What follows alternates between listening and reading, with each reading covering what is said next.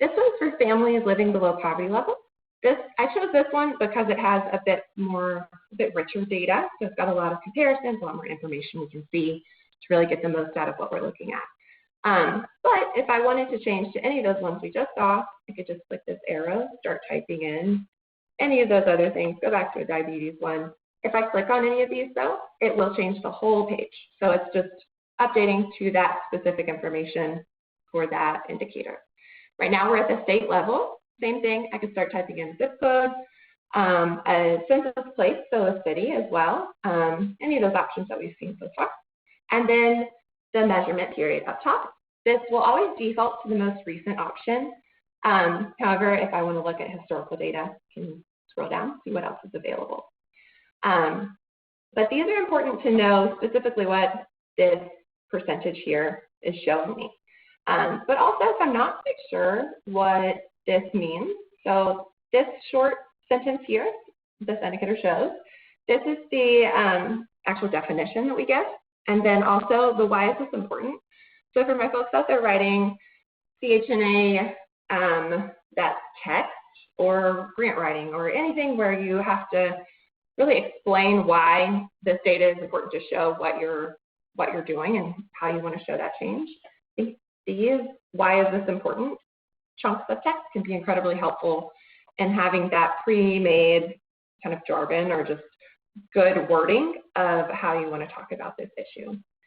And so we will continue to scroll down. Like we saw before, this is just a more expanded version of the data available for families living below poverty level. As we see, as I scroll down, this header stays with me so I remember what I'm actually looking at. At the state level, I can see the source. If I click there, it'll take me to the actual source for the American Community Survey. Measurement period is again there, maintained by, and then last updated. So for some of these, this you see is maintained by us because it's a national source. But for a lot of them, you will also see maintained by Kansas, by Yale, so the Department of oh my gosh, Health and Environment, or wherever they're pulling the data from, they'll show with the source. And then last updated, so for national sources, these are most often updated annually. If you ever have an issue or question, you can always let us know, but generally, since it was already updated this year, I can expect around that time next year, it'll be updated again. And then we see again, these comparison options.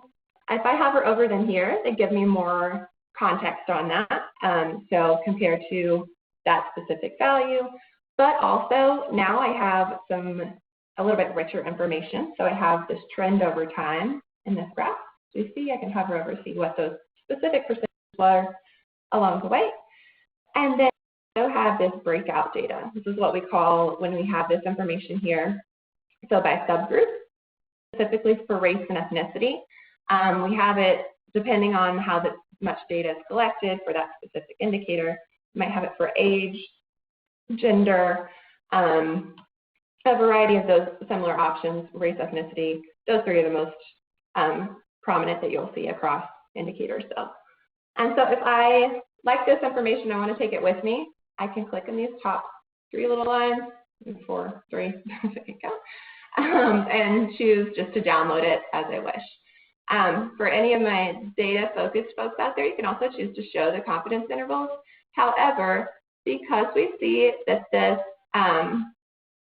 these are gray, just a side note, if anyone is interested that much like in the deeper of the data, because these are gray and not showing in color, they actually don't have confidence intervals that were reported. So we can't say, so I'll show you within this legend what I mean. Sometimes they might be red or green, saying that, for example, the Asian families living below poverty level is negatively, so it might be red in comparison to the overall value.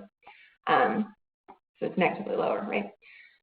However, if you forget what those colors mean or what we're looking at, what all these things mean, we can always click on this little legend on the left side. And this is what I was referring to over here. So there's no data on the significance available, meaning those confidence intervals are not available. That's why this is all gray here. However, you can see that reminder of all these different colors, what that means. That just a little point of reference. One thing I would like to do as we scroll down, though, is get a little bit deeper in, click on counties, and we can actually see some mapping options. Thankfully, my internet will load. So we're still for this same indicator. It's overall counties right now, so let's go ahead and hop in and select one. Let's go for Allen County on the top. Go ahead, get Central right on in there. So now I see again that specific percentage, and I see actually more comparisons. So what I referenced earlier, we might have compared to the entire U.S.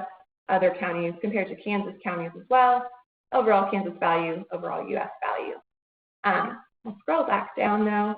You can see some of this data might not be available, might not be collected specifically at the county level, unfortunately, but as much data that is available will be shown here. But here, now we can actually see, so we're zoomed into this county. We have a map though. We have the full state. We have a lot of rich information here. And so there are a couple of things that we're seeing here. So we have the whole map, right? But also we see these colors. And this is showing the comparison across all of the counties within the range of their actual percentage of families living below poverty level. So as it gets darker, the percentage is getting higher. And everything we see here, as I hover over it, it also will highlight in this the graph and table below. And so one final thing here is that all of these pieces that we're seeing are also downloadable, just like we saw before. You click in that top right corner and have visualization options if I want those county labels to be on. Might be a little overwhelming. Background, the transparency we generally want, that just shows those blues filled in. And I can download this, top right corner, and then scroll down, I can download this full table in the bottom right. This final portion of, so this indicator detail page we're on, remember this is our indicator up top, gives you that full overview of what we're looking at, but also this shows us kind of a next peek at where we're going throughout the rest of the site.